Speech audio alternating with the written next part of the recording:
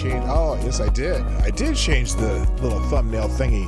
Well, that's a good thing. Hello, everybody.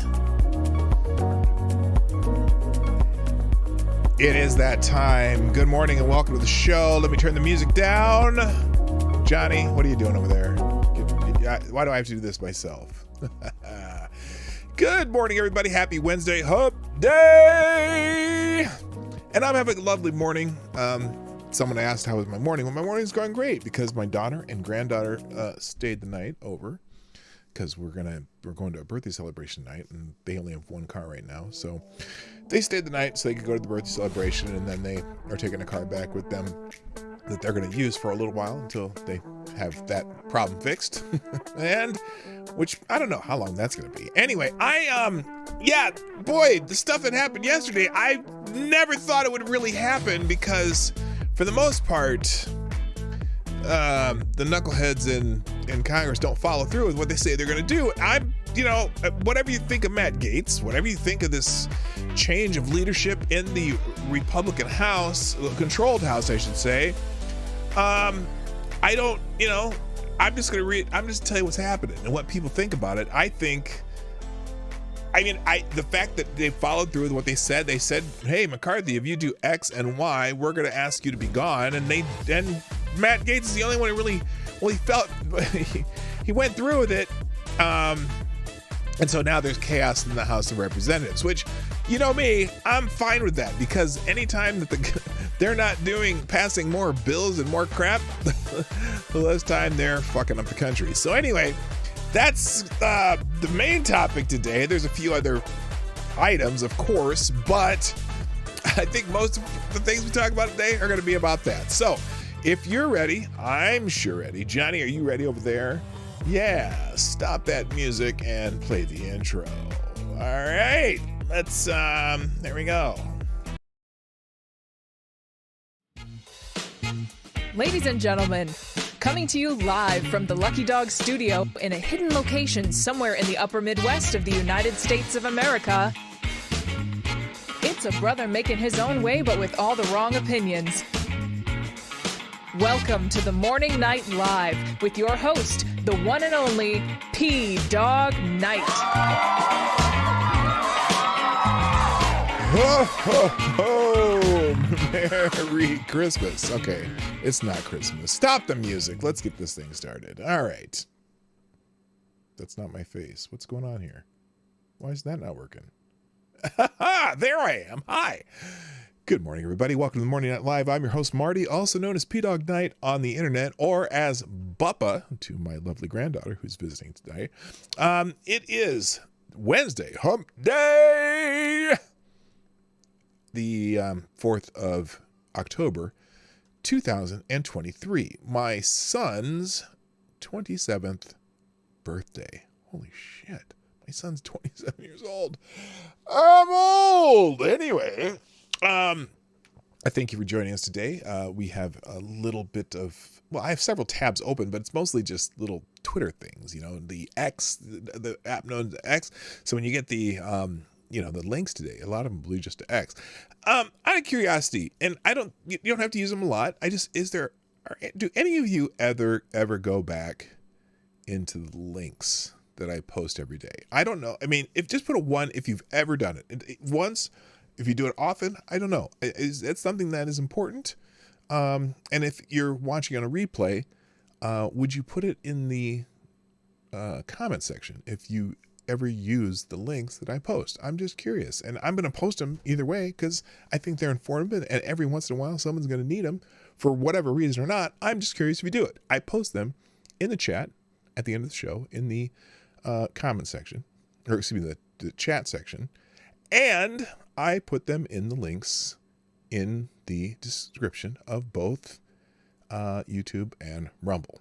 And so I don't know if it's helpful, great. If it's not, I'm still going to do it because I'd like to be able to find what I was doing that day.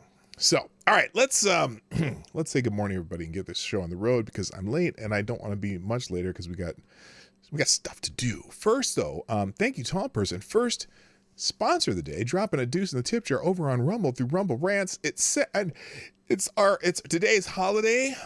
Today's holiday is Happy Cinnamon Roll Day. Yes. Everybody loves them some cinnamon rolls. It is Cinnamon Roll Day. Now, okay. Let's look this up because two N's, cinnamon roll day. We'll check out what's going on with Cinnamon Roll Day. Yes, it is Cinnamon Roll Day. Okay, that's wild. Cinnamon Roll Day. National. It's not just Cinnamon Roll Day. It's National Cinnamon Roll Day. Okay, let's look this up. Here it is. National Cinnamon Roll Day, October 4th, 2023. This almost needs a little this. It's National Cinnamon Roll Day. A warm, buttery bun with sugar, honey, and cinnamon.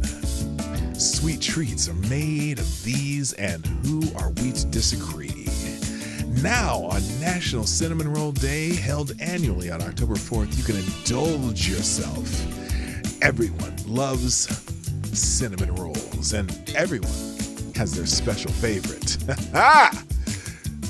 Apparently, this day was first celebrated 19 years ago in Sweden, and the love you have for this day is just as sweet all over the country. People bake and enjoy various types of cinnamon rolls on this day. Whether you buy them, bake them. On National Cinnamon Roll Day, let the sweet times roll. Oh yeah. That's some appropriate music for National Cinnamon Roll Day, right? Damn, I'm a little all warm today. Now, we also got the double donations already on Streamlabs. Is the thing didn't show up. Let me okay, wait a minute. Oh, it did show up. The little Nicki Minaj thing goes on the $10. Thank you for Gunfox dropping a couple Hamiltons in the tip jar already. Gunfox, you are the new Streamlabs Superstar sponsor of the day, sir. Thank you very much. We'll continue music for these. Oh no, these are oh good God. You sent me a couple articles. That's what you're doing. Oh my gosh. Wait, oh I did that. I actually hit that twice. All right, the first one says, wait, here, let me put a little music on. The first one says, breaking news. I'm sorry, breaking news. Let's do a blood pressure check. It's got to be an MSNBC article. Yes, it is. All right, and then the second one says, will the rant start? Okay, let's just stop this stuff right here. I'm going to click the link. See, when you drop, if you drop me an article, wait a minute, why didn't that go? What happened? It should have done that. Oh, I see what happened. It showed up in the wrong place. Oh, well, this one, okay, this is the main story of the day, so we definitely going to talk about this.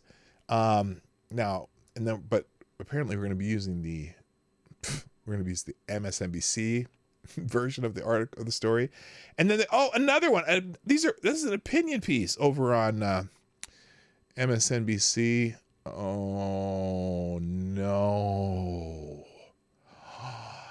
Gunfox, you're trying to kill me, dude. Okay, we're going to start with this one because this one's awful.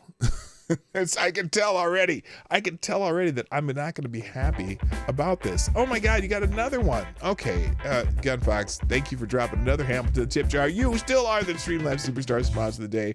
Breaking new 15-minute cities. That's going to have to go to the end, though. That one's going to go to the end. I can't. All right, let's say hi, and then we're going to get into this because I've already spoken. Well, Gunfox has been very generous, so I'm gonna take the time. Okay, if you drop Hamilton in the tip jar, I am definitely going to take the time. And if you want an article absolutely read today, That's how you do it, because Gunfox knows how. All right, first in the chat over on Rumble, Mr. Avocados Diablo gets the bell. He even beat me this morning. That's how on the spot he was over at Rumble. Also, good morning to, well, that's me. Cannibalistic Wizards in the house. Nice to see you, sir. Tall person who's already dropped a deuce in the tip jar. And that's everyone on Rumble. Now, I know there's more than just 3 people on Rumble. In fact, it says there's 10. I'm one of the 10 because I have a window open. But still, if you're on Rumble and you just haven't said hi over there yet, just say hi. Let me know that you took the time to go. Whoa, what? YouTube's not receiving enough video to maintain smooth streaming.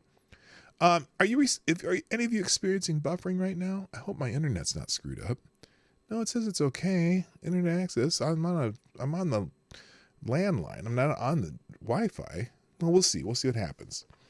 Okay, over on YouTube, first in chat. Also, Avocados Diablo gets the bell. I never gave you the bell, did I? Well, here's the bell for Rumble, and then there's the bell I gave you the bell for YouTube. Second in chat, next in the chat, Mr. Jesse Leon's here. Caro Soldier is in the house. Gunfox 61, the great administrator of our Discord server. And let's see, Tall Person's in the house. How you doing? Rick Ashbringer, what up? Selected Boys in the house. Good morning to Seamus Derby, long time watcher, but hasn't been around for a while. You know, schedules change, things happen, and you can't watch when it's live and stuff. But I am so happy to see you, sir. Also, good morning to Chauncey Stewart. What up? The GOP is restructuring Congress. I hope so. They need to. I predict the progressives will follow what Getz did if the Dems retake the House. I'm sure they will. You know what? That's one thing Getz did show the crazy in the Congress, the Progressive Caucus, that they probably have a little more power than they thought they had. But I don't know. Who knows how the Republicans would deal with that? Because, the Republicans are establishment shows, and they'll deal with the establishment Democrats because they tend to go along to get along, hoping that somebody in the press will be nice to them, which is a fool's errand. Anyway, also good morning to the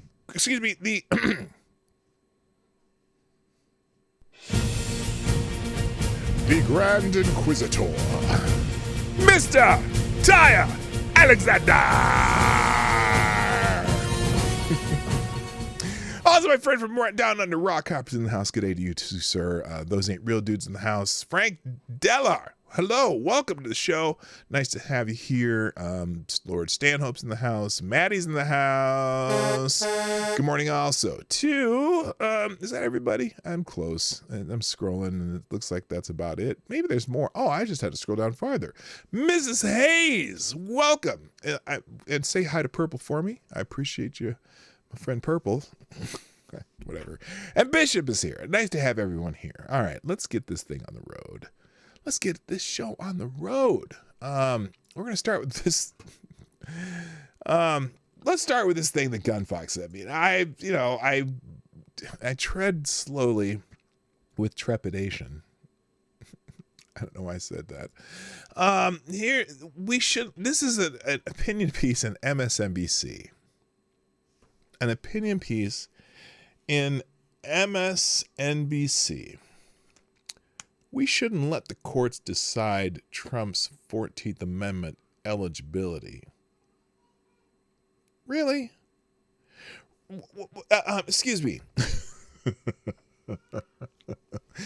Now, I'm just going to stop immediately to point out something that maybe not needed to be pointed out.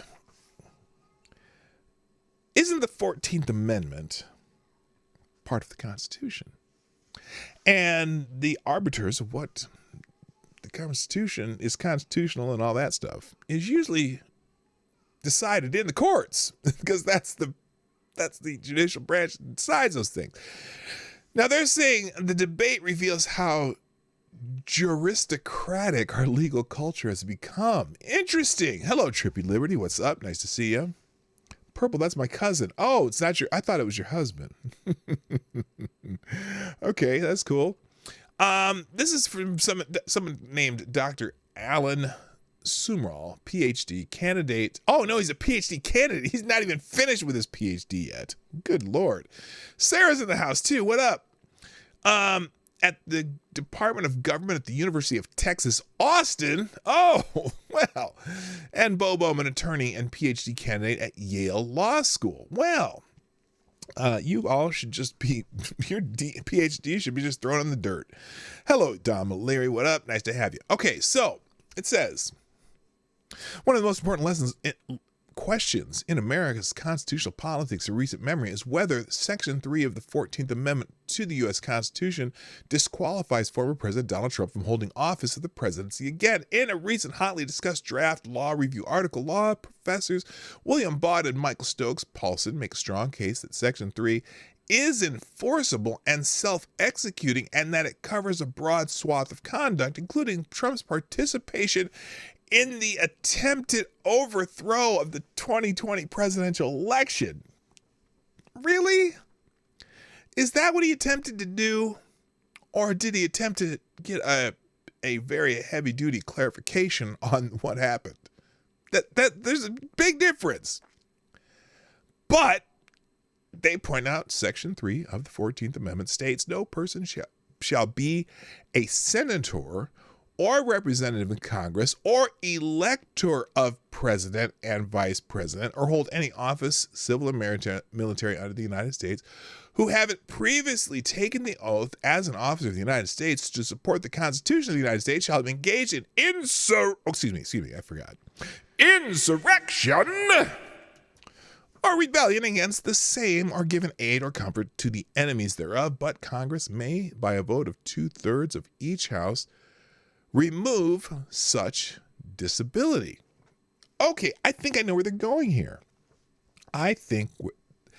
So what they're saying is if 2/3 of each house I see what you're saying.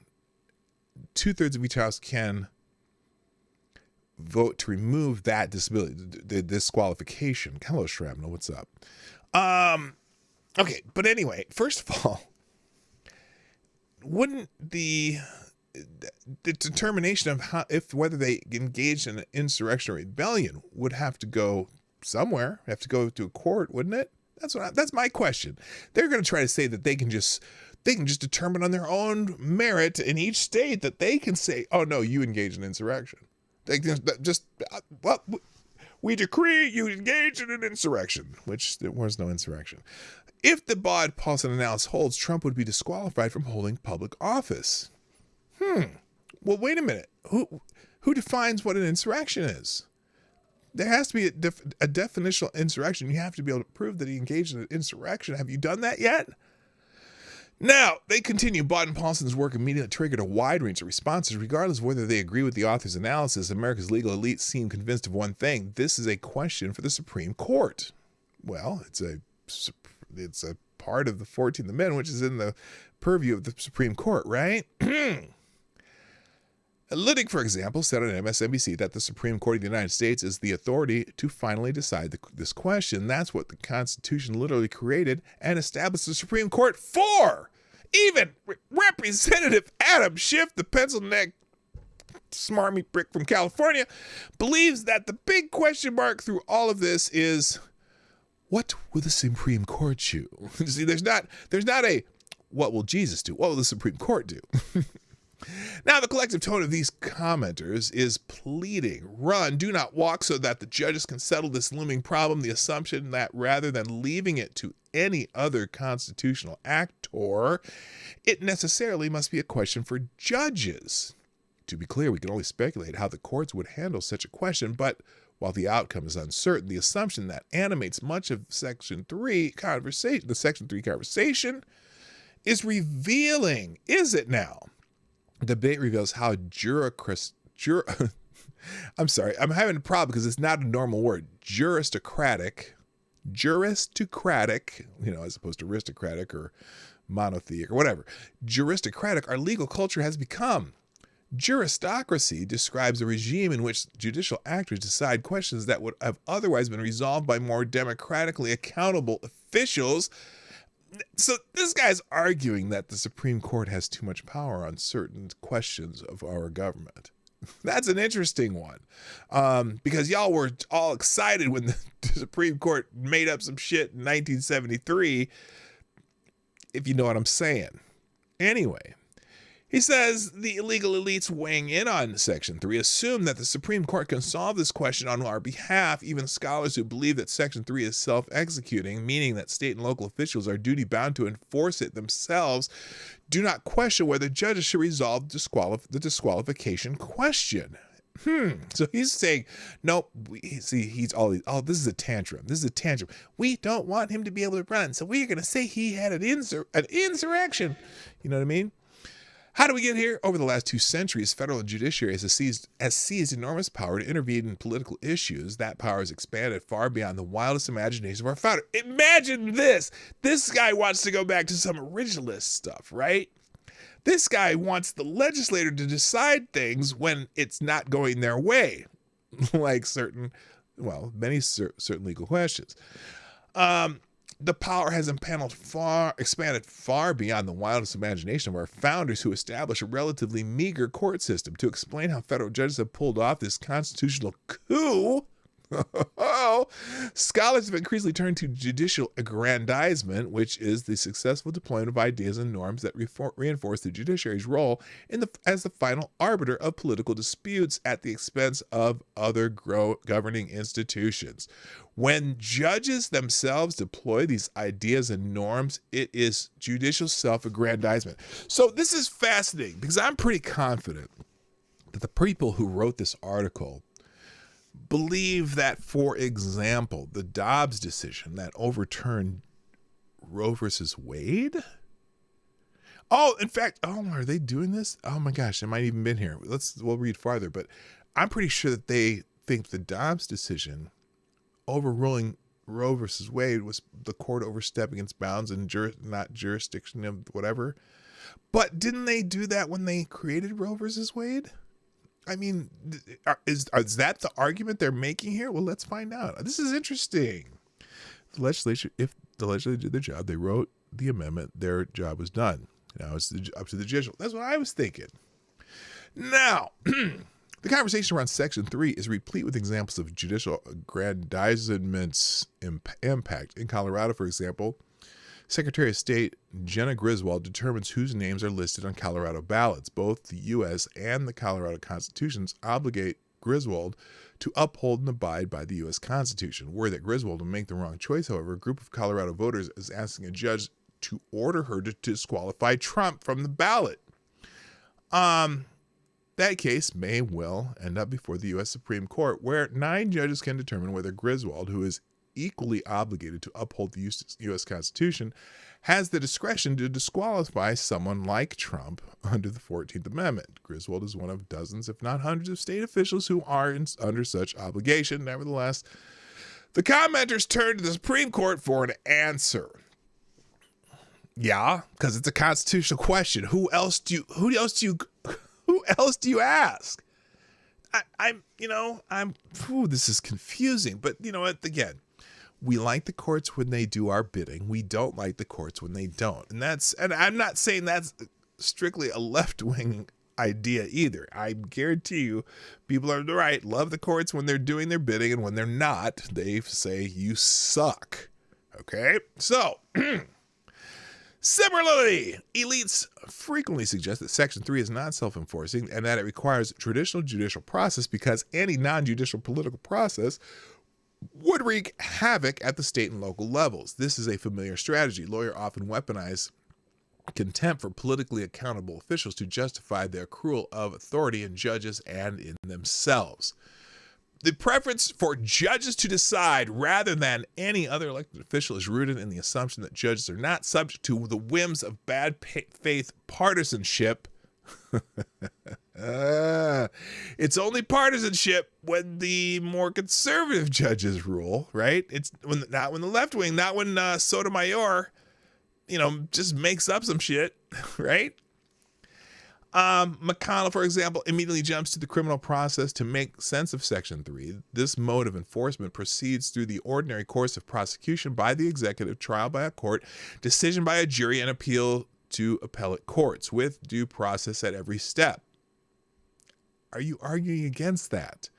And he makes explicit that the judicial process is necessary because disqualification cannot be left to partisan officials in state governments. I think this is a good argument. Other commenters question the wisdom of Section 3 altogether, casting it as the product of a vengeful post-Civil War Congress. Eric Posner, for example, openly suggests that Section 3 was ill-considered and animated by vengeful impulses. This is not to suggest that the courts have no role in interpreting and constructing constitutional meaning. Judges are an important part of our political system. Rather, it is important to note that the debate fails to question the wisdom of assigning the 2024 presidential election to an unaccountable Supreme Court, because you don't like them, when other equally viable mechanisms exist. Really, what are those?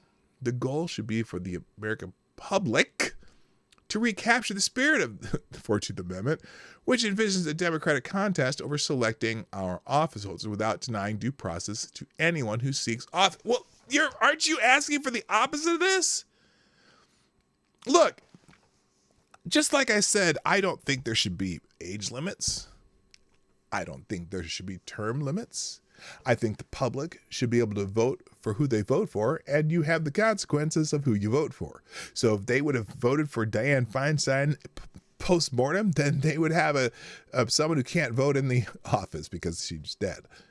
Okay? If they want to vote for Joe Biden again, despite the fact that Sponge Rain Shit Vamp is in sundowner mode 100%, they could vote for him if they want to. If I want to vote for Genghis Khan, okay, Genghis Khan's not alive, but you should be able to vote whoever you want to. That's your business. That's very interesting. So anyway, blah, blah, blah, blah, blah. So there you go. In an ideal world, or at least a world where legal elites' default presumption involves anything other than an immediate judicial resolution of every major constitutional issue, a far better solution invokes local elected officials like secretaries of state holding fact-finding hearings. While it was not necessarily a model procedure, Georgia in 2022 held a hearing like this to determine Representative Marjorie Taylor Greene's eligibility. Officials could use those hearings to determine whether Trump engaged in an insurrection or a rebellion against the Constitution and potentially reach the conclusion that the 14th Amendment prohibits him from holding office. But again, what if that is challenged? Who adjudicates the challenge to a local government making that determination, particularly when it comes to the office of the President of the United States, which is the one federal office that has the rules? You know what I mean? Like, there's sure the rules, the states decide how they choose their senators and whatnot, but the rules for the president is encompassing of all states. And so the only way you have the resolution of that question would be through the federal courts. It's the one single fully federal office that's being held. So that's just dumb. That is just dumb. There should absolutely be term limits. I understand the reasoning by why you want them. And I wish we could term limit the senators and Congress critters that I don't like. But there's some Congress critters and senators that I do like. And do I want them to have term limits? Well, maybe not. That's what I'm saying. Look, the best term limit is the ballot box. But I absolutely get your point there. Let's see. No, it doesn't. The 14th Amendment requires that there be a finding that someone did engage in insurrection or rebellion. And that's what I'm saying. It does require the court. This is crazy talk. If, after the hearing, Congress determines that the local official made the wrong decision based on the evidence, it could use its independent judgment to override the official's determination, which the 14th Amendment permits. If Congress wants to substitute its judgment for that of other elected officials, it must do so by taking a position on the evidence so that it can be held accountable by its fellow legislators and their constituents. Local elected officials have the same obligation. If courts were involved at all, it would be to determine whether a hearing violated a separate constitutional guarantee, due process, for example. In short, letting political actors who are not the judges get involved in constitutional politics is good, not something to be avoided. Well, there's a reason why you would avoid it. Because if all 50 states decided to have hearings on this, they could move it on, they could, make 50 different decisions. They could make and on the one fully constitutional office that are going to be adjudicated in the courts anyway. So you probably would just, you'd take that step. If one state decided to do that, then you'd have one appeals process that would go all the way to the Supreme Court, and it would probably be an emergency, whatever you call it, expedited decision because of the fact that it's, otherwise you're screwing around with people's lives. So anyway, this is crazy town. Thank you, Gunfox. Notice that I have remained calm through this entire article. I just want to tell you, I remain calm. Okay, there you go. All right, let's get on to some of the things that are happening. Well, there's really only one thing that is really happening right now. I'm going to move that article so it's linked properly, so I don't put it in the wrong place. Keep it in order here. So when it comes to what's happening, like trending, everybody's talking. Oh, wait, I do have a few things before I get to the main topic. Y'all know about the emergency alert system is it gonna go off today? This is very annoying, right? Apparently FEMA's going to be conducting a nationwide emergency alert system test on Wednesday. Okay. Now, just a coincidence that Russia is also conducting an emergency test this week to prepare for a nuclear blast. Now, as Glenn Beck says, that's just a coinky-dink, right? That's just a coincidence, right? Nothing to worry about at all. Anyway, today, according to ABC News, right here, as soon as it pops up, FEMA will test cell phone emergency alert system. Now, you've gotten these on your phones occasionally, right? American cell phone will get an alert from the Federal Emergency Management Agency on Wednesday, but don't worry, there's no need to panic. This is only a test of the Emergency Federal Management System. Your phone will be buzzing for 30 minutes, they said. Oh, maybe not. I don't know how long this is going to take. So anyway, every year, FEMA partners with the national wireless carriers to run a test of the emergency alert system that is used to warn the public about national emergencies. FEMA, in conjunction with the Federal Communications Commission, will be sending a WEA alert, whatever that stands for, while an EAS test will be sent to television and radios. Both tests will take place at 2:20 p.m. on Wednesday. Now here's this is funny to me. So you know how the media tends to think that they are the center of the universe? There's something missing from this from this time thing he did here. Both tests will take place at 2:20 p.m. on Wednesday. What time zone are we talking there? The ABC, of course, they mean the Eastern time zone, so 2:20 Eastern. But it's funny how they don't even put it in the article because, they just assume everyone says 2:20. Is it going to take 2:20 everywhere? More like 30 seconds. Oh, not 30 minutes, 30 seconds. It's too long. I'm sorry. Are you ever at a place like you're at dinner or whatever, or at, in a meeting, and you got to be careful because you got to turn that, the noise, whatever, the sound off on your phone when you're in a meeting or something. But have you ever had that going off for like an Amber Alert that's like, 50 miles away? It drives me insane. Classrooms are going to be chaos today. I'm telling you. If it buzzed for 30 minutes, that's an actual attack. Yeah, no, I know. But 30 seconds is too long. So if your mobile phone is on and within range of an active cell tower from a participating wireless provider, you should receive a national test. Wireless providers will transmit the national test for it says wireless providers will transmit the national test for during a 30-minute time period, but your phone should only receive it once. In a pre-recorded video, FEMA Administration Deanna Criswell said using the alert system is vital during emergency situations to communicate with the public. Yeah, I've had weather alerts. I've had all kinds of alerts. But yeah, 30 seconds. I mean, should I just hum for 30 seconds so you can see how long that is? Yeah, I'm not going to do that. Good morning, those ain't real, dude. Did I already say that? I don't know if you were here when I said good morning or not. Anyone else pop in since I've been here? No. Okay, that's cool. So anyway, your phones are going to go off at 2:20 p.m. or roughly during that 30-minute span, 2:20 p.m. Eastern time. By the way, everyone here, hit the like button, share that stream. And also, so where is it? Share the stream with the people you interact with. Take just a few clicks, starting with the share arrow down below on YouTube or on Rumble. There's a little paper airplane share thing. You can click either there. Also, if sponsors the show, the links are in the stream, preferably through Streamlabs, because that's the best, easiest to manage for me, and you give less money to the people that want to put me out of business. So let's move on. Also trending today, so most everything trending today that I found that was significant to this show has to do with this deal with Matt Gaetz, and the Republicans ousting Kevin McCarthy yesterday, which is kind of a surprise, if you ask me. I'll just shut my phone up. Yeah, I'm gonna turn the sound off of my phone today, but it still even buzzes in your pocket. Or my watch will be going too. And it's like, ugh, I hate that crap.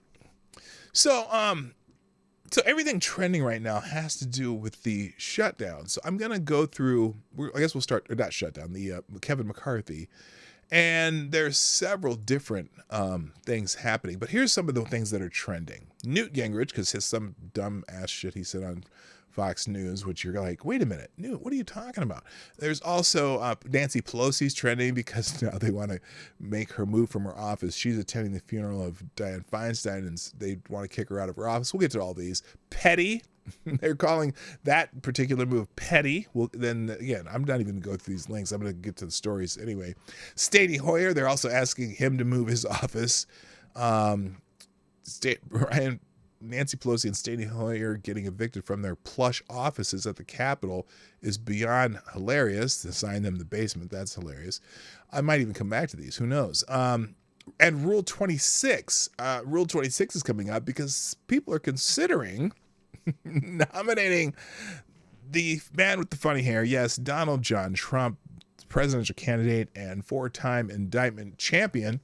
Are suggesting that he be nominated to be Speaker of the House. See, the Speaker of the House does not have to be in the House of Representatives. Another name floating is Cheney. Liz Cheney is being floated too, because Democrats. They're saying Democrats might want to nominate her, although they wouldn't. They would do that because they want a Democrat. They'll nominate Hakeem Jeffries, but. The reason Rule 26 is coming up because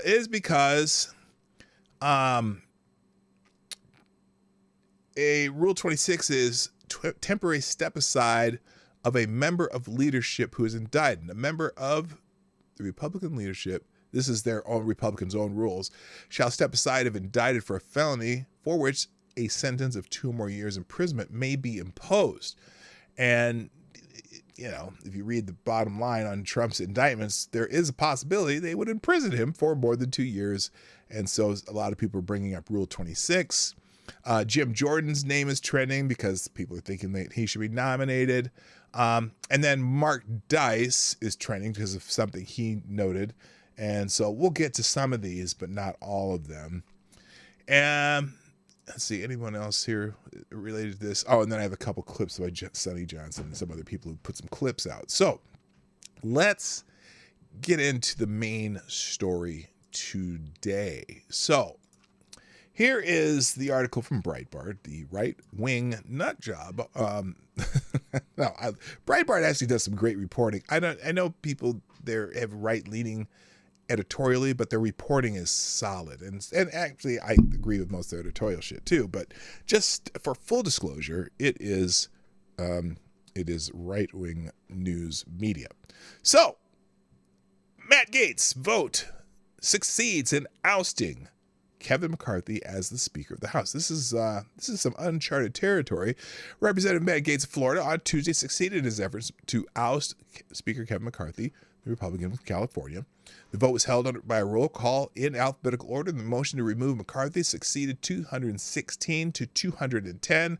Representatives Andy Biggs, Ken Buck, Tim Burchett, Eli Crane, Bob Good, Nancy Mace, Matt Rosendale, and Getz voted to remove McCarthy. Now, if you remember, when there was the election of McCarthy as the Speaker of the House, much of this so-called Freedom Caucus, or some will call them the MAGA extremists, they had to make they made a compromise, and they said, look, McCarthy, if you do X and Y, we're going to ask for your ouster because we don't want you to be the Speaker of the House because we think you're a milquetoast, establishment lackey, and you're going to capitulate to Democrats on a lot of things. And so they feel that he capitulated to Democrats on this continuing resolution to keep the budget going until the end of November, so that they could continue arguing about whether or not they're going to do individual bills for each different appropriations, or if they're going to do one giant omnibus,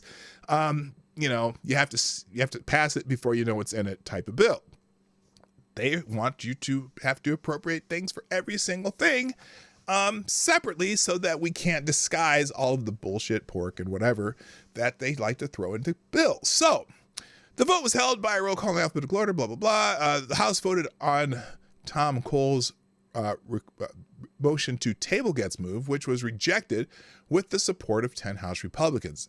Regarding his move to oust McCarthy, here's what Matt Gaetz said. This is now look, you may agree with this, you may not, but I think that Matt Gaetz said something a long time ago that what he's going to do, and he did it. Here is Matt Gaetz. My colleague says we've passed the strongest border bills in history. Well, guess what? Look at the border right now.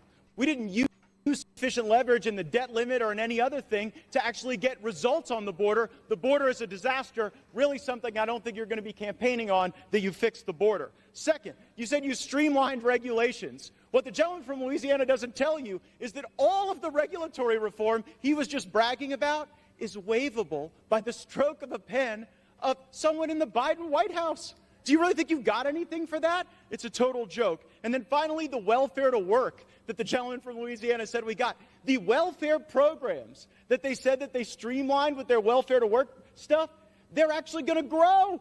Because while they did work requirements, they blew out those programs with expanded eligibility. I'm real glad you guys didn't put work requirements on Medicaid. It probably would have resulted in Medicaid expansion. And when it comes to how those raise money, I take no lecture on asking patriotic Americans to weigh in and contribute to this fight from those who would grovel and bend knee for the lobbyists and special interests who own our leadership, who have, boo all you want, who have hollowed out this town and have borrowed against the future of our future generations. I'll be happy to fund my political operation through the work of hardworking Americans, $10 and $20 and $30 at a time, and you all keep showing up at the lobbyist fundraisers and see how that goes for you. I reserve. So, McCarthy ain't fucking around. Let's just put it that way. Real quick. Good morning, Richard Head. Dick, how you doing, brother? McCarthy was on his knee harder for the Dems than camel toe was Willie Brown. Well, no, just, Democrats think they're going to cause disarray by voting with him. But, let's just say he has a point, okay? Now, whether you agree with that point or not, it's hard to say. So anyway, Cole said moving to oust McCarthy would plunge us into chaos. Well, maybe. Here's what Jim Jordan was saying. January 3rd, we said the 118th Congress is about three things. Pass the bills that need passed, do the oversight work that needs to be done, and stop the inevitable omnibus that comes from the United States Senate right before the holidays. Kevin McCarthy has been rock solid on all three. We have passed the bills we told the American people we would pass. So Jim Jordan 87,000 IRS agents. Did not agree with this. Parents' Bill of Rights, that bill passed. Energy legislation passed. Border security, immigration enforcement legislation, the strongest bill ever to pass the Congress, passed earlier this year. We have done what we told them we were going to do. We can't help it the Senate won't take up those good common sense bills. They'll have to answer to the American people come Election Day. Oversight. We have done the oversight that we're supposed to do. Because of our oversight, we know that parents were targeted by the Department of Justice. Because of our oversight, we know that 51 former intel officials misled the country weeks before the most important election we have. And because of our oversight, the Disinformation Governance Board at the Department of Homeland Security is gone. Because of our oversight, the memo attacking pro-life Catholics has been rescinded. Because of our oversight, unannounced visits to Americans' home by the Internal Revenue Service has stopped. That happened under Speaker McCarthy. And on the third one, on this side of it, we know there's a big old ugly bill coming at the end of the year, all kinds of spending, all kinds of garbage in it. We're still in that fight. Frankly, to Matt's point, we don't know how that one's going to shake out. Yes, we do. But we do know this. Yes, we do. We know there's going to be an omnibus bill. Someone said in the chat. So, I mean, that's just, oh my God. Hello, BG, by the way. See, solid. This is, okay, this is debate. This is debate. Let me finish with Jim. We do know this. On Saturday, we didn't take the Senate's bill. They tried to send over and shove it down our throats on Saturday. We didn't take that bill. And it was a tough position he was in. There were 5 options on the table last week. Option 1 was to send a long-term CR over there that would have leveraged the 1% cut, something a bunch of us voted for. Both parties couldn't get the votes for that one. Second option was to focus on the one issue the country now is completely focused on, the border issue. We couldn't get the votes for that one either. But when the Senate tried to send us that bill, he said no to it. I think the Speaker has kept his word. I know my colleagues and friends are saying different. I think he has kept his word on those 3 things that we talked about on January 3rd, and frankly, that entire week. He has kept his word. I think we should keep him as Speaker. I yield back. Okay, so there's a debate, and it's among the people who some usually agree on shit. Real quick, thank you. Bob Boblin Sr., longtime sponsor of the shows. Thank you for sponsoring the show. Dropping a big bullet in the tip jar. Oh, music. Sorry, I almost forgot. Big Bob Boblin here with the news of ousting of the Speaker of the House. I would like to announce my intention to be the new Speaker. I'm frugal, and I don't particularly care for wars that aren't on American soil. Together, we can build a better tomorrow. Thank you, Bob Boblin. Dropping a deuce. Plus 23. A small bullet in the tip jar. All right, enough of that. Thank you. Turn that music on. Thank you. All right, so there are disparate opinions, okay? Now, Thomas Massey, who I like Thomas Massey. I think Thomas Massey don't fuck around. And maybe was this a good move or not? I don't know. But here's Thomas Massey, who called the move to oust McCarthy terrible. He called it a referendum on regular order, and if it fails, then no one will try it again. He added that McCarthy made the majority more fair and even, which included putting conservatives on the influential Rules Committee, and he did, and that was part of their compromise. But so this is an interesting fight amongst Republicans, and let's hear Thomas Massey. As the only still serving co-author and co-sponsor of the motion to vacate Speaker Boehner, I can tell you this motion to vacate is a terrible idea. As the only member who's serving here who took every chance to vote against Speaker Boehner and to vote against Speaker Ryan, I can tell you that this chamber has been run better, more conservatively, and more transparently under Mr. McCarthy than any other speaker that I have served under. As a member of the Rules Committee, one of three conservatives who were placed there out of trust, the Speaker gave us a blocking position by putting 3 of us on there to keep an eye on the Rules Committee, to make sure the process was fair and even. I can tell you it's been fair and even. None of us are voting against the Speaker today. Okay, so that's interesting. So again, this is a fight on whether or not the omnibus bill is the big kicker here, and unfortunately, nobody's there. Jordan says that we're still in that fight. They needed to put, because they're still trying to put 12 different appropriations bills together rather than one omnibus with very specific, specific criteria, knowing that the Senate isn't going to pass it. And that would be causing the so-called the Republican shutdown when Democrats all voted against this. You know, they're passing bills to fund the government, and the Democrats all voted against this. Here, Massey continues. Let's see. I think this is the next one right here. Regular order is at odds with predetermined outcomes. Yet the Speaker is being accused. Oh, sorry about that. Holding to regular order and predetermined outcomes at the same time. It is not possible. You cannot be for both at the same time. I was a party to the January agreement, and I can tell you that there were promises in there, but there was never a promise for an outcome. There was never a promise that you could force Joe Biden to sign something. There was only the promise that we would try, and try we have. We have tried in the Rules Committee. We have tried on the floor. We've been trying this since the summer, and there's enough blame to go around for why we don't have 12 bills, but part of it was a relitigation of the debt limit deal. By the way, there was no promise on the debt limit deal, no conditions on that in January, zero whatsoever. So they're talking about the agreement that the so-called Freedom Caucus made in January to go ahead and allow Kevin McCarthy to be the speaker, so on and so forth. Room for that. Okay, and then the third part of this one, I'm going to keep going.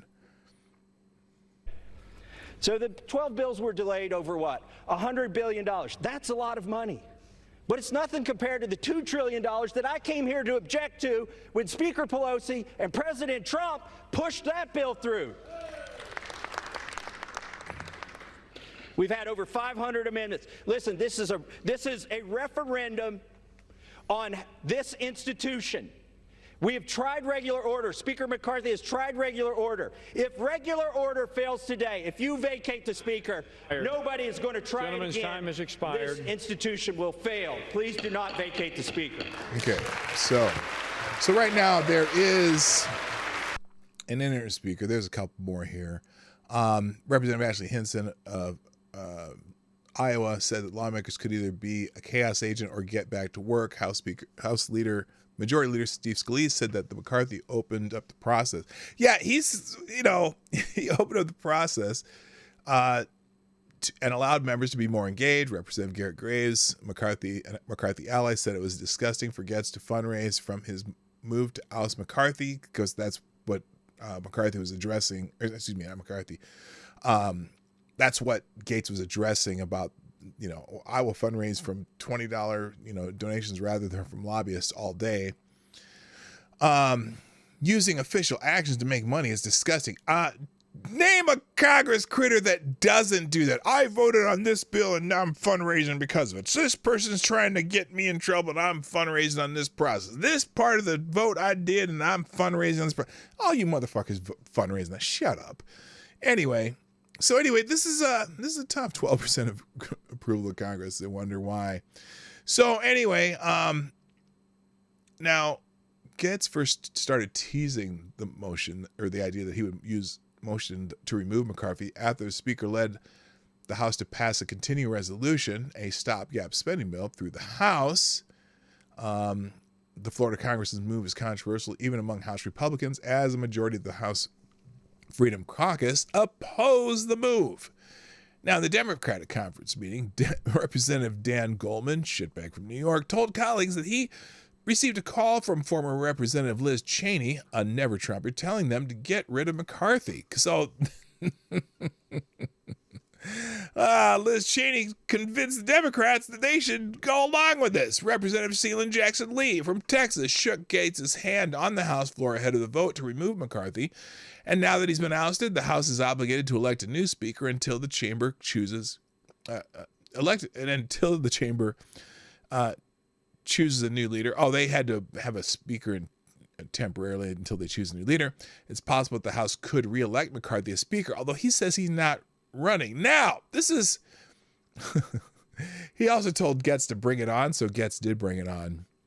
And then while former President Trump did not speak directly on the House fight, he did question why Republicans often engage in infighting instead of focusing their energy on the radical left Democrats. So he was not too keen on this either, but, it is what it is. He asks, why is it that Republicans are always fighting amongst themselves? Why aren't they fighting the radical left Democrats who are destroying our country? Well, that's a good question. Now, and then Massey, we saw Massey's speech there. We don't have to go through that. But here it is. This is Matt Maher saying, well, when does Matt Gaetz stop faking and just hold up a WinRed donation QR code on the House floor? And also, they're talking about expelling Matt Gaetz, too. Now, there's a hell of a lot of variety of opinions on this. For example, Ann Coulter, who opposed Gaetz' move, writing, please stop doing this, Matt Gaetz. You make great points, but your fellow Republicans aren't all in safe seats like yours. Your number one job, win majorities in the House and Senate, then get a better speaker. Well, interesting. Please. So anyway, I wanted to go through, now here's an opinion who agrees with Matt Gaetz, and that would be one of my favorite aggregators, J.J. Sefton. I'm on the fence in this, so you guys can argue amongst yourselves. Hello, Brent Hayes. How you doing? So this is the introduction this morning on Ace of Spades, which is one of my go-to for aggregators. Good morning, kids. Good for Matt Gaetz. He did the absolute right thing by kicking the low-rent poor man's bargain basement version of John Boehner, Paul Ryan, Eric Cantor out of the speakership. Will it make a damn bit of difference to the nation? Probably not. At least in the short term, if at all, whether that's the majority of the GOP politicians and punditry alike freaking out or the Democrats gloating on that party's disunity, it's a kabuki bukkake theater. Anyway, Gaetz' sin is merely exposing it. Fool's errand, pissing in the wind, last stand at Corregidor. Corregidor? You'll have to decide that. But America is no more. It's a banana republic in all but name only. And the lying bastards who pretend to be on our side and fight for the Constitution are only there to fight for their seats at the trough. This is a little harsh, isn't it? As the remora of the megalodon that is the Democratic Party and its deep state operatives as Leviathan. Now I have this. I think I have this article linked. Maybe I don't.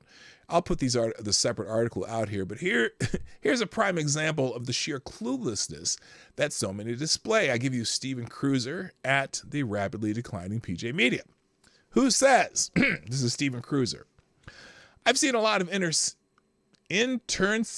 what the fuck's that word mean? Squabbles in the Republican Party in my decades of activism, but that mess yesterday was really something different. The unceremonious end to Kevin McCarthy's brief tenure as Speaker of the House offered almost nothing to like unless you're a fan of drama for drama's sake. Well, me being a guy who talks on the internet, drama is always good for business, right? Anyway, it should be noted that up front that I like everything about what the Freedom Caucus stands for. The members of it are singing my song. Unfortunately, I get the feeling that all they're ever capable of doing is singing louder. At some point, it becomes shrieking rather than singing distorted well past the point of when the original meaning of the song can be conveyed. Well, no, this shrieking would be just yelling about it. But, I mean, whether you like this move or not, he did what he said he was going to do. That's rare among politicians. Anyway, he also continues, I also don't think that there's any good guys in this family feud. McCarthy failed to learn Rule 1, don't trust the Democrats. He knew that if he brokered a deal for a temporary funding bill that Matt Gaetz would come after him. McCarthy apparently thought that some of his new Democratic friends from the stopgap resolution would vote to table Gaetz's motion to vacate. Oops. The timing was unfortunate. Gaetz is an ego-driven, blunt object, and it's impossible to figure out if he thought beyond getting this wish of his. Only a Republican could come up with the idea to team with Democrats to punish a Republican for teaming up with Democrats. Well, I think Cruiser has a point there, but once more, I'm not on board with most of what the Freedom Caucus... I'm on board with most of what the Freedom Caucus wants. I don't see how they're going to get it because of what happened yesterday. There's a lot of people who think some good will come of it. They can't explain how, but they're sure of it. I'd wager that most of them are relatively new to conservative politics. Here is something I tweeted yesterday after McCarthy was given the boot. Quote, look, I like what the Freedom Caucus stands for, but at some point it needs to learn to be more than just a tantrum caucus. Shots fired. I stand by that. Let's win some spending wars. Let's also realize that, as Schlichter points out in his latest VIP at Town Hall, the party with the 4-seat majority can't govern like it has a 60-seat majority. That's a good point, too. Just think things through. Is that too much to ask? Yeah, probably. Well, the answer to that is think things through. How about you pull your head out of your ass and take a good look around at what the hell's happening in this nation, epicenter of which is in D.C. Why the fuck do you think there's a Freedom Caucus in the first place, Cruiser? Because the GOP, since the damned Eisenhower administration, has done essentially nothing to halt, let alone reverse, the initial creep towards dissolution of the Republic, which is now going at a near warp speed, pun intended. The only thing Getz perhaps can be faulted for is thinking that replacing McCarthy with an actual opposition leader will achieve anything. That is, if the GOP allows that to happen. Forget the speaker. You'll have to purge a majority of the party at first, and even then the entire system is so corrupt that even the mere Titanic deck, that it is a mere Titanic deck chair rearranging. And this, I'll open this article too from Front Page, but here's that's a long clip there. But here's the truth, though. And this is the first line can tell you where this one's going. When the Democrats are in the majority, they get their way. And when the Republicans are in the majority, the Democrats also get their way. Most recently, after the stopgap spending bill was passed, Representative Jamie Raskin took to MSNBC to boast that Democrats got the vast majority of what they wanted from it. And for some reason,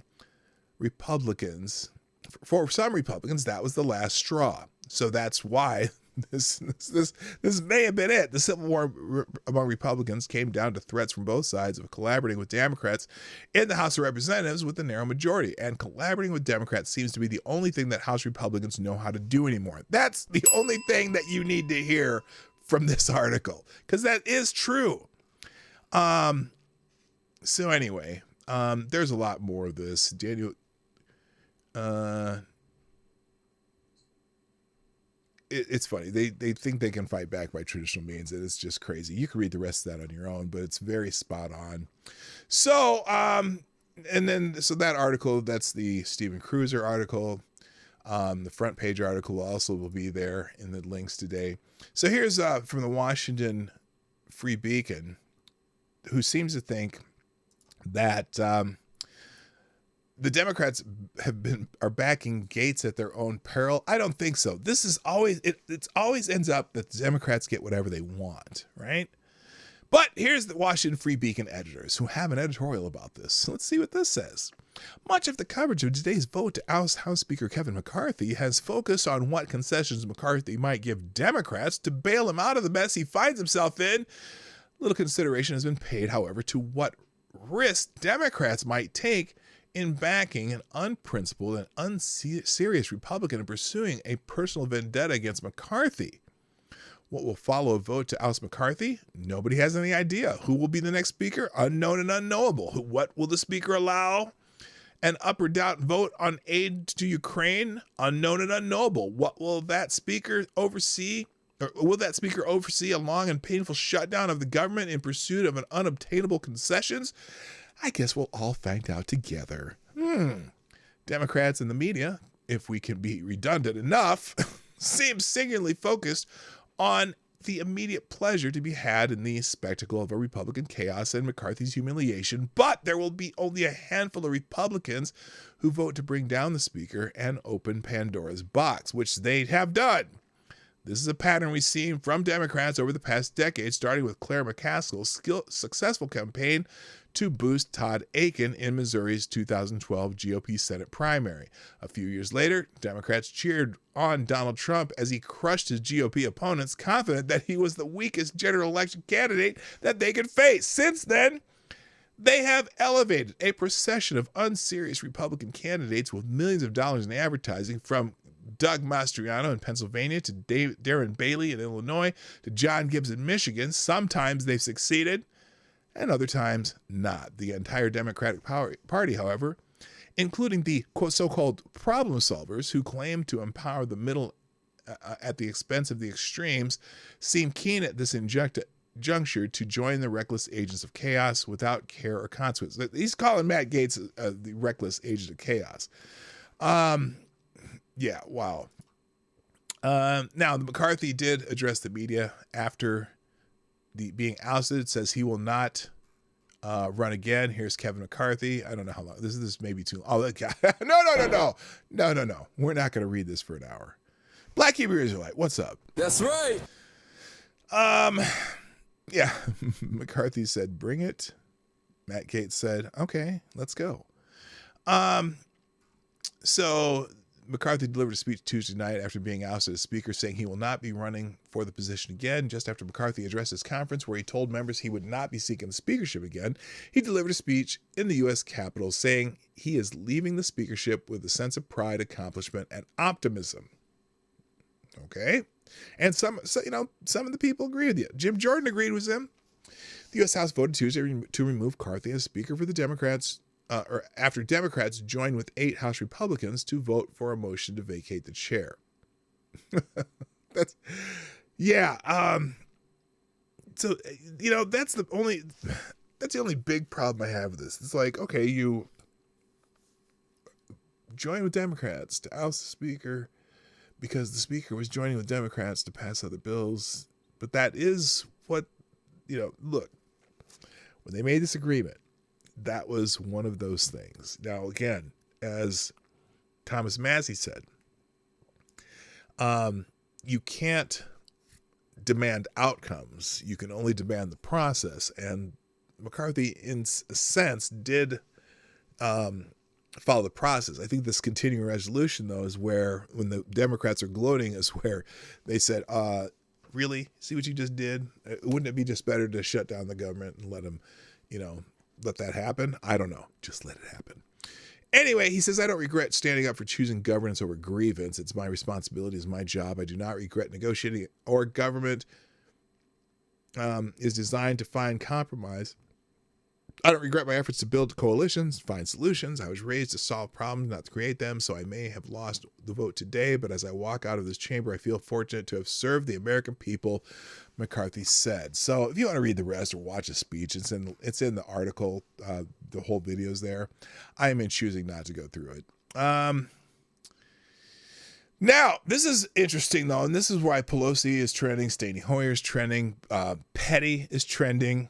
So there's an acting Speaker of the House right now. His name is Patrick McHenry. Give me liberty or give me McRibs. Acting House Speaker Patrick McHenry of North Carolina ordered Democratic Representative Nancy Pelosi of California to vacate a hideaway office in the Capitol Tuesday, according to Politico. McHenry, same with Steny Hoyer. McHenry ordered Pelosi to move out in an email sent hours after 8 Republicans voted to remove House Speaker Kevin McCarthy, along with 208 Democrats in a 260-210 vote Tuesday, blah, blah, blah. Pelosi was served as the Speaker of the House from 2019 to 2023. We already knew that, before Democrats lost the House of Representatives, despite Republicans underperforming expectations of a red wave nationally. Quote, please vacate the space tomorrow. The room will be rekeyed. An email from the House Administrative Committee to Pelosi staff said, according to Politico. McHenry, who serves as chairman of the House Financial Services Committee, was McCarthy's first choice to serve as Speaker pro tempore in the event that he was forced out, according to Politico. Sadly, because I am in California to mourn the loss of and pay tribute to my dear friend Dianne Feinstein. Dear friend. Yeah, I don't think they liked each other too much, but I'm just saying, I am unable to retrieve my belongings at this time, Pelosi told Politico. So, don't know what that's about. Apparently these hideaway offices that they had are very plush, nice offices. And he decided that, well, they shouldn't be in there. She was kicked out as a payback for not getting Dems back McCarthy. I am willing to bet. Yeah, that's probably it. Because that's McCarthy's boy. That's McCarthy's dude. So, let's see what other articles are on this. Oh, that's all I'm gonna say about that. I don't think there's a whole lot. Now there are some other things that are happening over there, though. Remember, what is her name? LaFonza, not LaShonda. Now that was someone in a reality show. This would be LaFonza Butler. Remember that name? Who knows who LaFonza Butler is? I'll let you answer the question while I read this donation thing. Thank you, Black Hebrew Israelite, for sponsoring the show. Dropping a deuce in the tip jar. Black Hebrew Israelite says, I nominate Byron Donalds for speaker. That's right. Like Democrats, he qualifies because he is black. That's right. That's right. Come on, man. Come on, man. Okay, no, Byron Donalds is cool, but I don't know that the rest of the House leadership will go for that. They're probably going to go for a, McCarthy light, and so there's nothing going to happen. So anyway, who remembers who LaFonza is? LaFonza Butler. LaFonza jumped the shark in the pool on La motorcycle. That's very, very good. That's funny. No, LaFonza Butler is the new Democratic senator from Maryland. Representing California. Anyway, she's sworn in as the third black female in U.S. Senate history, replaces late California Senator Feinstein, who is from California. Now remember, also the most important thing about LaFonza is she's the first. What did they say? They said she's the first black lesbian to openly represent California in the Senate. So apparently it's not cool to be a senator from California. You cannot openly be a senator from California. You have to hide that. But as long as you're a black lesbian, that's cool. Okay. Hello, Emery74. Best soundproof curtains for your room. Who are you, Emery? Emery, if you're here at the end of the show, I will post your link in my links today. Okay, but if you're just here to spam me, I'm not cool with that. I don't need soundproofing. I'm good. My sound's pretty good here. Anyway, so former union leader and Democratic insider LaFonza Butler from the state of Maryland has been sworn as the newest member of the U.S. Senate, replacing California Senator Dianne Feinstein after her death and becoming only the third black female senator in history. Yeah. I don't care. Oh, wait, here, I should do this. I'm here to tell you right now, we don't care. Okay, former union leader. Oh, I already said that. Butler was appointed by California Governor Gavin Newsom on Sunday, just 2 days after Feinstein died in her home in Washington. Butler is a longtime fundraiser and strategist in the state's Democratic circles and was the head of Emily's List, a national organization that raises money for women candidates who support abortion rights, because that's the most important thing you can do.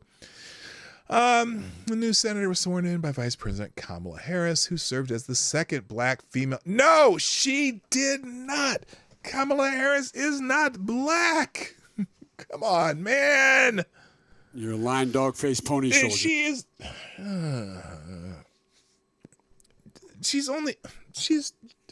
Her heritage is not an American black person. Her father's Jamaican. She got slave owners in the family. Her mother's from India, and I think her father has some Indian ties. I don't know that, but she's not black. You're not. Anyway, new senator was sworn in by Vice President Kamala Harris, who served as the second female of color senator until she resigned in 2021 to join President Joe Biden in the White House. The first was Democratic Senator Carol Mosley Brown of Illinois, who served one term in the 1990s. Hello, Shygon, what's up? So yeah, this is Maryland's third senator. Exactly, Richard Head. Now, wait, did they mention Chuck Schumer earlier in this article? Why did they just go Schumer? They did. With dozens of supporters and family members looking down from the gallery, Butler smiled broadly as she walked down the center aisle of the Senate alongside Senator Alex Padilla of California and Senate Majority Leader, the smarmy prick from New York, Chuck Schumer. Notice I said Chuck Schumer, not Chuck Schumer, Chuck Schumer. That was not a slip up. After Harris administered the oath of office, members of the Senate from both parties crowded around to shake her hand. So, Maryland's third senator representing California is now a U.S. senator. Schumer said that today, the Senate takes another step towards truly reflecting our vibrant democracy. No, it doesn't at all. Not at all. It doesn't. Nobody, again. I'm here to tell you right now, we don't care. He said Butler has dedicated her entire career to fighting for others, fighting for women, fighting for working families, fighting for the cause of justice. Whatever. Oh, wait, the Congressional Black Caucus has also held a ceremonial swearing in for Butler. Oh, they gave her 2 swearing ins. They gave her the swearing in with the brothers and sisters, who they won't let Byron Donalds in. And also, there it is. There's the most important part. Butler is the first. Now, they said it correctly in Breitbart, at least. Remember yesterday, the AP said this wrong. Breitbart wrote, Butler's also the first openly LGBTQ senator from California. Notice they had to qualify with California too. Again, they can't be first at anything. They just want to give her bonus points for, shit that don't matter. All I care about is how she votes on things. I don't give a shit what her, social makeup is. Nobody cares. All right. Moving on, also in Breitbart. Apparently now, the little shakeup in the House of Representatives could very well be problematic for Ukraine, apparently. But Biden administration is scrambling to assure allies that Ukraine aid will continue. Well, yay! I can't, good God, I can't, you can't jeopardize that. The Biden administration is scrambling to try to assure U.S. allies that American aid to Ukraine will continue despite growing Republican opposition to it. According to a report, 4 sources told Axios, 4 entire sources, are they the puppeteers? Told Axios that President Joe Biden and Secretary of State Anthony Blinken plan to call several of their counterparts in Europe and will hold a conference call with leaders of the G7 countries and several other European allies. The European diplomat told the outlet that the Biden administration told allies it is working on an agreement with Congress to allow continued military aid to Ukraine. Well, here's the problem. He's probably right, because half the dickheads in the Republicans are happy to continue this war in Ukraine, and somebody's making money from it, but we're running out of shit here, and for some reason they can't replace it. It's uncanny. They're having problems with camouflage uniforms in the Marine Corps. Look, if you can fund Ukraine, you can fund shit for our own military, but apparently they're not doing that. The outreach began Sunday. I don't care. Anyway, that's so Biden wants to make sure that Zelensky can buy another mansion in Barbados or wherever he sends the skimming off the top of the American aid. All right, let's see. And now this is interesting too. So there was a remarkable. Well, here's the remarkable exchange. This is in Summit News. I'm not sure who Summit News is. I think that's isn't that what's the goofy dude from England that Paul Joseph Watson? Him. I think this is his outlet. Video press secretary refuses to confirm whether Biden was telling the truth about a Ukraine deal. Now this is a wild exchange. I saw this yesterday too.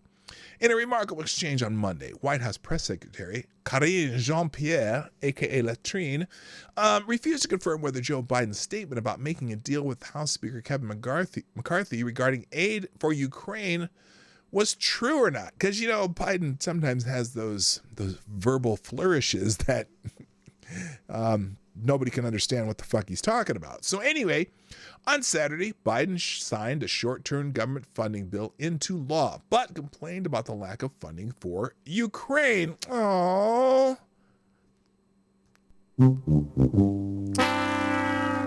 But asking Republicans to keep their word on the deal he made. On Monday, Jean-Pierre, also known as Latrine, repeatedly said she will not go beyond what the president said when a CBS News... Now remember, this is not Steve Doocy from Fox News. This is not Breitbart asking. This is CBS News. CBS News asked the question, and then James Rosen, a Newsmax, another right-wing, publication, decided to press the answer. So here's the question that Jean-Pierre took. Oh, wait, this is the whole thing. Even though the short-term spending bill didn't include Ukraine aid, President Biden seemed to imply that a deal was made with Speaker McCarthy to pass future funding. This afternoon, Press Secretary Karine Jean-Pierre didn't exactly offer any clarity when she was asked questions about it. Here was some of her exchange with CBS News Chief White House Correspondent Nancy Cordes. When I asked the president about the prospect of future deals with Speaker McCarthy, he said, we just made one about Ukraine. But it sounds like you're saying they didn't just make one about Ukraine. What I'm saying is that we know that there's bipartisan support, right, for Ukraine funding. Well, why would the president say that he made a deal if he didn't? I'm just saying that what we're seeing currently the president said from they Congress made a deal. Is that there has been, right? There has been overwhelming support. The president said he made a deal. A majority of Congress showing overwhelming support. Is it possible the president made a deal that you don't know about? I'm just saying that I'm not going to go beyond the deal what the that he said he president made. All right. So anyway, I'm not going to show you the whole report, but so, and again, here it is. Listen, here's the whole exchange, or the end of the exchange too. Is it possible the president made a deal that you don't know about? I'm just saying that James Rosen steps in. The president said. Just not going to go beyond. What he said true? I'm not going to go beyond what he said true? What he said was true. I'm not going to go beyond what the president You're said. declining to say that what he said was true. I just answered. Go ahead. Now, of course, Latrine's job is to not answer questions and say things that sound good but really don't say anything. So anyway, running low on money after giving our military equipment to Ukraine, we are committing suicide. So now here's the other part. This is funny because this was some from, what is this? It's called Inside Paper or whatever. Tweeted this yesterday. Breaking. Pentagon is warning Congress that it is running low on money to replace weapons the U.S. has sent to Ukraine and has already been forced to slow down resupplying some troops.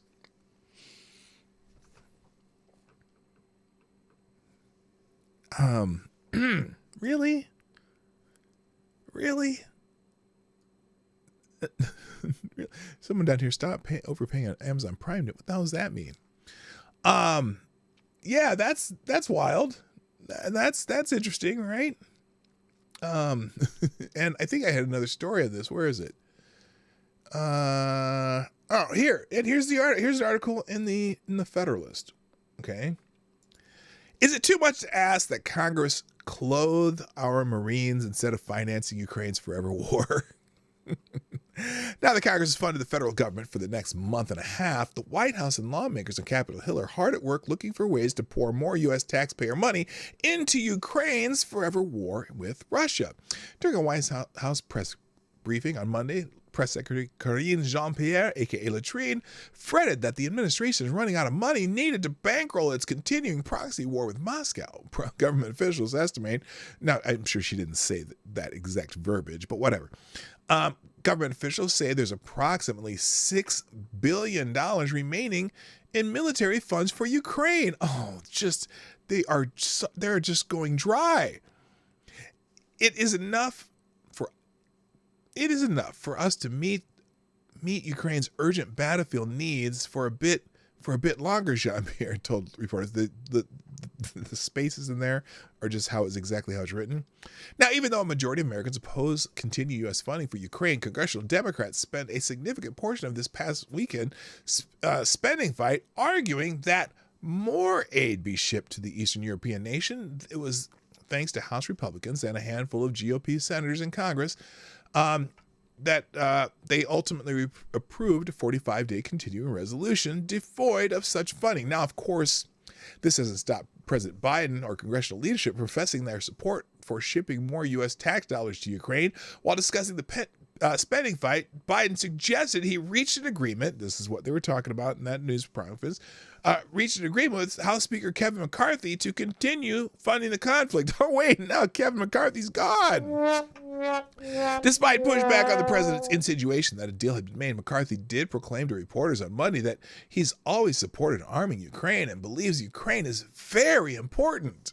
But I'm going to skip that next sentence. But while Washington overzealously focuses on Ukraine's military, concerns affecting Americans' own armed forces have gone by the wayside. On Thursday, the U.S. Marine Corps announced it is lowering its uniform standards to compensate for a shortage of camouflage attire typically worn by service members. What? According to the Commandant General Eric Smith, local battalions are authorized to wear alternate attire contrary to Marine regulations to mitigate an ongoing manufacturing shortfall that left service members struggling to acquire woodland pattern camis. What we cannot have is a situation where a Marine is wearing unserviceable camis because that looks bad for the Corps. Really? It looks bad just for the Corps? And we can't have a situation where that Marine is being given hard time about those unserviceable camis. We're going to get this fixed, Marines, but it's going to take a little patience, Smith said, adding that the problem won't be fixed until the fall of 2024. But we're going to send billions of dollars to Ukraine. That's very, very competent and reassuring to us, the American people. All right, let's finish up with a couple quick hits here. In the culture of the United States, the culture, it's all trans news today, apparently. Oh, well, sort of. There's a couple shots, and then there are some chasers coming around here. We already did National Seminar. What the hell is this? Oh, wait, I got to get to Gunfox's story. Wait, let's do this one first, and then I'll get to the culture wars. Thank you, Gunfox61, again, dropped Hamilton in the tip jar to make sure that I came across this fresh hell. And this is from the BBC.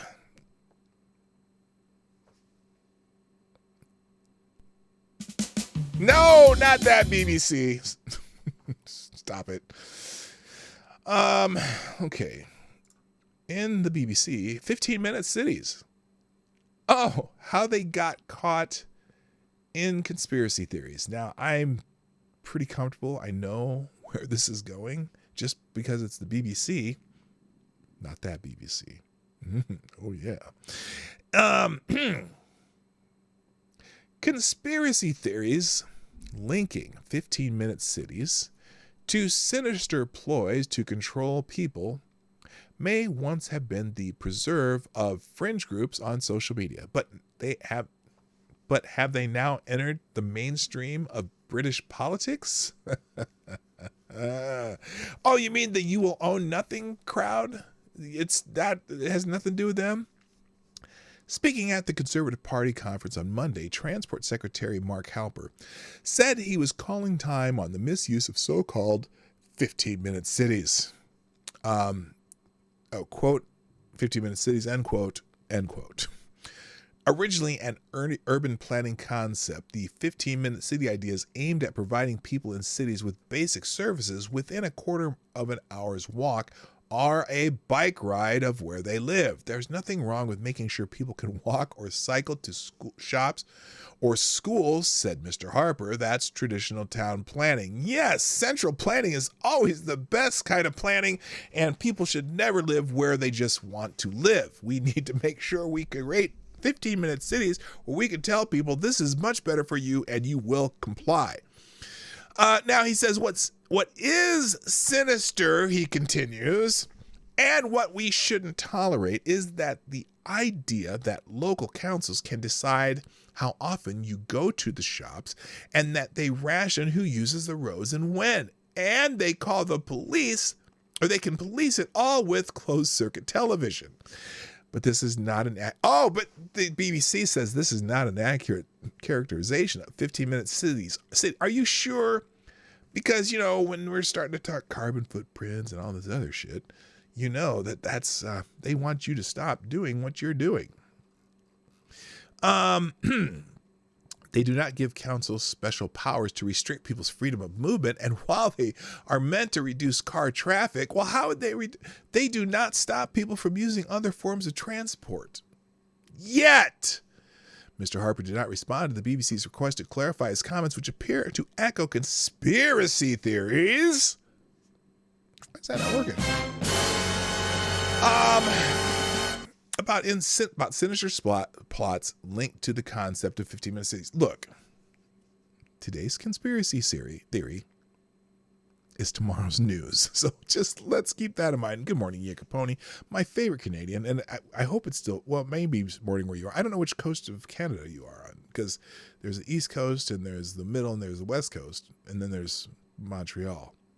But I don't know if it's morning for you or not. But it's the Morning Night Live, so I'll say good morning. So then they go into this thing, what are 15-minute cities? Oh, wait.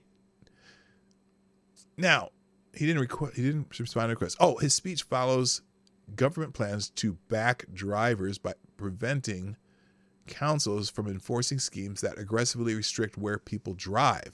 The creator of the 15-minute cities, urban planner Carlos Morena, issued a statement later on Monday calling on the government to reconsider its stance, associating the 15-minute city again with so-called liberty-restricting measures is tantamount to aligning with the most radical and anti-democratic elements, he wrote. Wait a minute. No. Democratic elements mean you have some freedoms, right? Wouldn't a democratic element should have some vision of freedom, and sometimes democratic elements can be more restricting than anti-democratic elements. Wouldn't you think? Wouldn't you think that if you were just like the majority rule, like the two wolves deciding what with the sheep, 2 wolves and a sheep deciding what's for dinner, it could get pretty nasty. And so anyway, this guy says the idea behind 15-minute cities is everyone lives within a 15-minute walk or bike ride from all basic services we need, be it schools, clinics, or parks. Well, you'd have to build a lot of little tiny schools, wouldn't you, for that to happen? But critics argue that cars remain essential to many people's livelihoods, and it is virtually impossible for many to access alternative forms of transport. Several councils have incorporated 15-minute cities into their policy plans, including Canterbury, Ipswich, and Birmingham. Online conspiracy theories have blossomed around the topic. Many claim the schemes are designed to control the population and trap them in their homes. Well, imagine if there were another pandemic. I'm just saying. Telegram channels devoted to spreading conspiracy theories around COVID-19 or the war in Ukraine have frequently spread false claims around the concept, linking it to all-encompassing conspiracy theories like the Great Reset. Oh my gosh! Because no person ever uttered the words Great Reset before. Mr. Klaus, the Prime Minister of Canada, Prime Minister Blackface. Come on, man. Y'all pretend like we don't listen to you assholes. Oh, but it was in Oxford where this idea truly sparked a misinformation storm. Last November, Oxfordshire County Council approved the creation of traffic filters enforced through cameras in 6 key locations. Private cars would not be allowed through without a permit, which they could use up to 100 days per year, but all the other vehicles would be exempt to incentivize the use of public transport and cycling. Wow, that doesn't sound like they're trying to restrict where you go at all, or when you go, or how you go. Is it? No, they're not doing it now. The BBC understands that Oxford was one of the places where Mr. Harper had in mind when he spoke of councils and that rations who uses the road and when. But when some people may find this controlling, it is definitely not the same as a 15-minute city. The traffic filter scheme attracted significant opposition from people worried about the impact the measures might have on their mobility and livelihoods. Good Lord. Oh my God, this is the longest article. Okay, I'm not getting ramped up because I'm ramping down right now. Thank you, Gunfox. The rest of the article's in here. You can read this crap yourself. Whew. All right, let's finish up because I got shit to do. My last 3 articles are mostly cultural. And these are, it's depending on what side of these arguments you are. Hello, Gen T. What's up? Nice to see you over on Rumble there. Whatever side you are on this whole merry-go-round when it comes to these social things. Transgender athletes have been banned from an international fishing competition after an entire nation threats to boycott. Now, I'm a little curious. I didn't know there were fishing competitions specifically for a certain sex, but let's see what this one is now. Gunfire, you out of here? Got to go to work later, y'all. Enjoy the possible rant. Oh, well, later, Gunfox. All right. So here, this is being hailed as a major victory for women's sports. In an official ruling, anglers who were born as males have been banned by the governing body of the International Angling Sport Federation from competing in women's categories. I didn't even know there were women's categories in international fishing. That's wild. Thank you, Black. Oh, one of our sponsors. You must have heard me. Thank you to our sponsor, BBC Rentals, joining in the fray. Thank you. Dropping a deuce in the tip jar. Let's find some new music for BBC Rentals. BBC Rentals with the deuce in the tip jar. BBC Rentals, in the interest of supporting the war against the racist Russians, BBC Rentals is setting up an office in Ukraine. We heard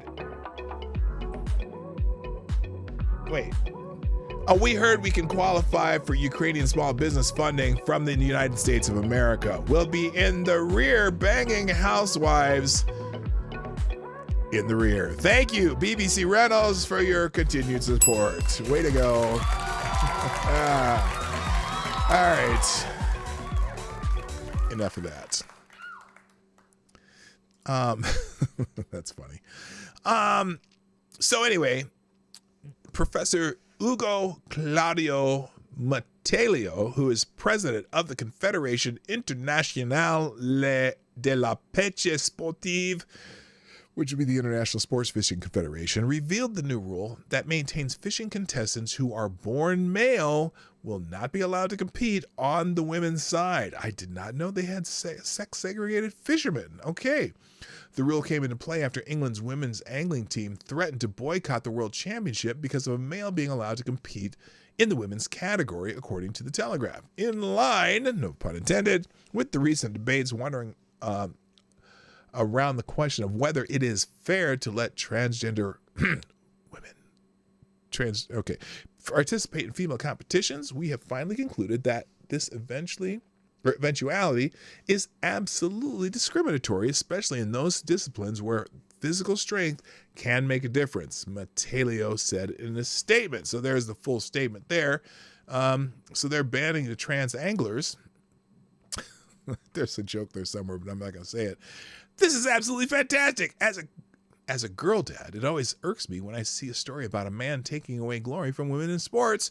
This is why I consistently blog about it. Who is this? Andrew Powell. Well, yeah, I would be upset if my daughter was displaced by a male in a sport. Can't imagine how exactly I would feel if something like this happened to my own girls, but I know I'd be infuriated, so I'm trying to stop it from happening to begin with. Okay, so that's just his own little editorial opinion. And there you go. I never put that on the screen, did I? So the article will be in the links. That's it. And then also in trans news, apparently trans to be banned from female hospital wards in the UK. I suppose maternity wards maybe? I don't know. Why would you have a male in a maternity ward though? Anyway, Health Secretary will also demand gendered language be used on NHS materials. Now that's some base shit right there. The UK Health Secretary is to issue a proposal to ban trans patients from female hospital wards in the UK as well as reinstating sex-specific language in National Health Service materials. According to, look, that's important, and I don't mean like even saying woman, man, he, she. At least male and female, people are physiologically male or physiologically female, and you don't want to mix up the two in a medical situation, because, that just could cause problems. The Daily Mail reports that Steve Barclay will unveil plans to push back against wokery in the health service amid concerns that women's rights are being sidelined. Interesting. The proposal would see only people of the same biological sex sharing wards, with care coming from doctors and nurses of the same sex when it comes to intimate health matters. Makes sense. I'm sure if I'm a nurse at a ward, I'm supposed to be treating some, woman with a crotch problem. I don't want to go in there and all of a sudden see cock and balls. You know what I'm saying? But that's, it's interesting. We need a common sense approach to sex and equality issues in the NHS. That is why I'm announcing proposals for clearer rights for patients, Barclay stated, adding it is vital that women's voices are heard in the NHS and the privacy, dignity, and safety of all patients are protected. He added, and I can confirm that sex-specific language has now been fully restored to online health advice pages about cervical and ovarian cancer and the menopause. I didn't know it was the menopause. I always thought it was just menopause. The menopause? Interesting. Oh, maybe that's an England thing. They say the menopause as opposed to menopause. Anyone know? Who can fill me in on that little tidbit? So, interesting. So they're going back to, it seemed to me it would be common sense. I get it. Activists, women are women and all that stuff, and they want to be, why isn't that not working? There we go. I understand, but if it's something scientific and you got to have the right tools for the right job, I guess that pun was intended. But anyway, you're not going to give a prostate exam to a trans man, aka a trans identifying female. So anyway, now in that vein, and this is going to be the chaser and the end of the show today. Don't click yet though. Share the stream before you go. Oh, what's this? What is this? Oh, we got 31 people here. 24 likes. Hit the like button right now while you're thinking about it. All right, so this is now this one is interesting. Remember when they made a beer can specifically for Dylan Mulvaney, which caught the world by storm, and unfortunately the storm was a tornado that kind of wiped out a certain portion of Bud Light's sales and caused consternation among all the great Republican thinkers like Kid Rock and other people. And I don't drink Bud Light anyway because it's shit. But Dylan Mulvaney, call your office. Apparently there are going to be some Trump beer cans. And not only are there going to be some Trump beer cans, but apparently they made $500,000 in 12 hours. So now I'll explain this. It's an article. Dylan Mulvaney, the annoying human being who claims to be a woman and single-handedly destroyed Bud Light with a single beer can, could only look on in awe. A small independent beer company has replicated his phenomenon in reverse by coming out with a beer can featuring the notorious mugshot of the man who left his hate, Donald J. Trump. How about that? Instead of tanking the brand as Mulvaney did, the Trump beer can sold like beer featuring the foremost symbol of the resistance to the Biden regime and the entire woke establishment, ultra-right beer company, get it, ultra-right, as it is really known, made a jaw-dropping $500,000 in just 12 hours. Fox News reported Tuesday that the beer can featuring Trump's mug was a limited edition from ultra-right beer. People didn't put off grabbing their own, nor were the buyers gloating America Last leftists who were happy to see the Biden regime and its henchmen in Georgia Railroad. What? In Georgia, Railroad Trump and weaponized the justice system against him. So anyway, this article doesn't really do justice to the event. Let's look at the Fox News version. Hello, Jeff Overturf. I'm behind and had a friend. He had the clap. Does that count? I don't know what you mean. So anyway, here it is. Woke Free Beer Company rakes in $500,000 in 12 hours with the revenge can. How long is this? Oh, it's only 2 minutes. Let's watch the article. Let's watch the report. Maybe. Did you hear about this? A new beer brand called the Ultra Right Beer Company has Ultra made Right Beer Company. $500,000 in just 12 hours after releasing limited edition cans with former President Trump's mugshot on the front. Seth Weathers is CEO of Ultra Right Beer Company, and he joins me now. Oh my gosh. Seth, good morning you to need you. To work on your 5 makeup, tractor honey. loads of cans in just 12 hours. Did you think this was going to be this much of a hit? You know, I knew it was going to be a hit, but I maybe didn't quite realize how big it was going to go, and it's still going, so we're excited. Okay, and hold on. part of what we're doing here- Dummy up. Okay, so yeah, oh, you can't see it as well when I do that. Oh gosh, what is that? Oh, that's that Ayanna Presley. I wish I could just freeze frame it instead of doing this because it gets fuzzy when you do this. But anyway, yeah, the little Trump revenge beer cans, kind of cool there. Oh, there. Because we're actually using the funds on this to fund the Trump electors that are being persecuted, not prosecuted here in the state of Georgia. And so we're happy to be giving back Oh, to so they're we've actually generated donating a some bunch of money stuff to for it. these legal defense funds. Oh, and I was reading that you ran former President Trump's 2016 campaign in Georgia, so I'm sure that is where you got this idea to donate some of the funds. So I'd let him hit it. Renee, what's going on over there? Are you getting a little warm and fuzzy inside? Just looking at the dude, look, I'm going to admit this. This dude looks like a model. Doesn't it? Look at this guy. I mean, I'm just saying, I'm not switching teams or anything, but it's a fine looking individual right there, isn't he? I see where you're at, Renee. Well, and I also, see you. Some of my friends are the ones that are being arrested here by the communist Fannie Willis in Fulton County. Wow. And, so that he's got some talking points too. Well, you seem to really be tapping into something with this I would beer do that terrible people things to are her. certainly Oh my buying. gosh, you guys are all getting all horny in the chat. What's up with that?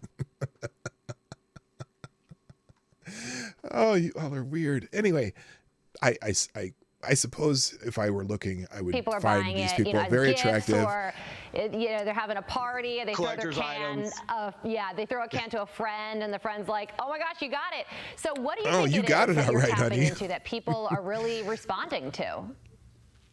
You know, so our organization from the beginning has been raising funds and giving to organizations that we care about, like the 1776 So they're making beer project that is and, helping flip these woke school donating boards people. and turning them over to normal people. Oh, this is an And I think activist people have company. reached a tipping point. They're done. We've got a lot of crazy people on these school boards. And when they know that, hey, I'm going to get a conservative dad's ultra right beer, and that's going to contribute to flipping a school board from the woke, I think that resonates with people. And I think people are just really done with the insanity. All right, so this And is I think more than as an okay. I'm going to organization, stop. as a You can watch. company, Look, to actually be Renee, I'm going to have this clip in the links. It'll be like the last one or second to last one, and you can do with it whatever you want to. I'm just saying. Yeah, so you can watch the rest of that. But so anyway, $500,000 in 12 hours. They sold $500,000 worth of that beer can. That's it. I mean, and I wouldn't think that would. Well, maybe would only conservatives buy that beer can, because a lot of leftists. It's funny when that mugshot came out, they were both sides of the aisle were really fired up about that mugshot for obviously different reasons, but it was it's very interesting. So, all right, guys, I really need to finish this show, and I appreciate you all joining me today on the Morning Night Live. It's past morning now for me, so I should be shutting down anyway. But look, before you click anything, see, people already leaving. Don't leave before you share. Share the stream. Appreciate our sponsors today: BBC Randall's Black Hebrew Israelite, Bob J. Boblin, and of course our Streamlabs Superstar sponsor of the day. That would be GunFox61. You can do that. You can donate to the show 24 hours a day at Streamlabs or pdognight.live/tips, or super chats and Rumble rants during the show, Venmo Cash App in the description. Hit the like button. You haven't done so anyway. Still only 24 likes. There were 31 people here, and there's only 24 likes. Do you not love me anymore? What's up? I don't know what it looks like over on Rumble, but thanks for joining me. I do have to go though. We'll see you tomorrow. My name is P Dog Knight. Happy birthday to my son, and I am out of here. Bye bye. Have a great day. Hey, this is P P-Dog Night. And thank you for watching today on the P-Dog Night channel. If you have an observation or remark you'd like to make about this video or my channel, I absolutely welcome you to write it in the comment section down below. I really look forward to hearing from you. And before you go, if you like what you saw but you're not already subscribed, please make sure you hit the subscribe button and definitely click that bell that pops up afterwards so you'll be notified when I post new videos or when we go live. I broadcast my live show, The Morning Night Live, Monday through Friday at 10 o'clock Eastern, 9 o'clock Central. A special thank you to all the supporters of this channel who share our videos on social media and who make donations through Streamlabs, YouTube, Venmo, and Cash App, which are all linked in the description down below. Thanks again, and until next time, I'm P-Dog Night, and I'm out of here.